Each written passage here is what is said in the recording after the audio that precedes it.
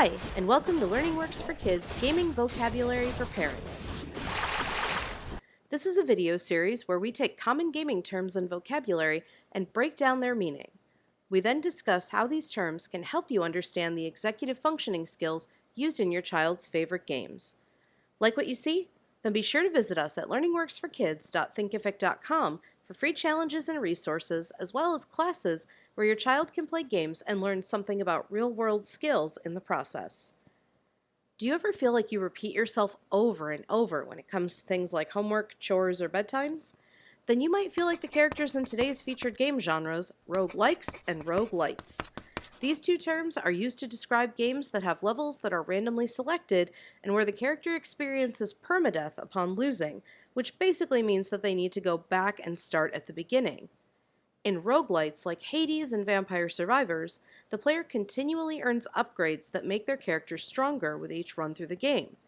Roguelikes, such as Returnal, Inscription, and Dicey Dungeons, do not feature any overall progression, which basically means that when you die in the game, you begin with nothing and need to work your way back up again. So, how do these game genres help your child? Roguelites and roguelikes are more than just a broken record. They can teach your child valuable skills such as flexibility and self-control.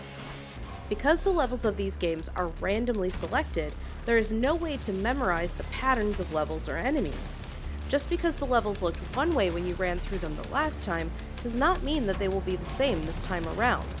Your child needs to access their flexibility skills and adapt to the ever-changing circumstances of the game.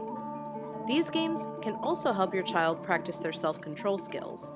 Because of the things we mentioned above, like permadeath and losing your progress, roguelikes and roguelites can be particularly challenging.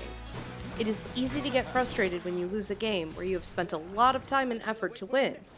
This provides the opportunity for you to talk to your child about listening to their body's cues and knowing when to take a break. So, how can you apply this concept to real-life situations? Both flexibility and self-control are vital skills for everyday life, and practicing them with your child outside of game time can help to reinforce them.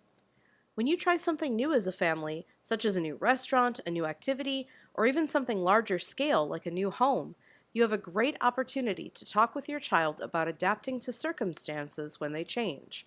Start small if you can. Try one small thing and then debrief about the experience.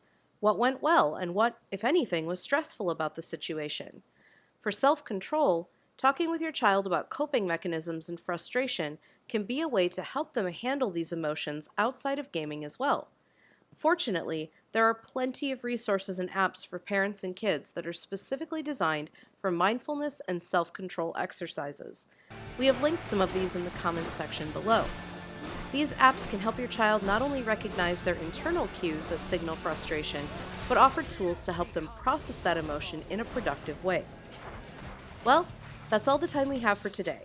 If you'd like to watch more videos like this, go ahead and hit the subscribe button. And to learn more about our classes designed to help your child bridge the gap between games and real-life skills, visit learningworksforkids.thinkific.com.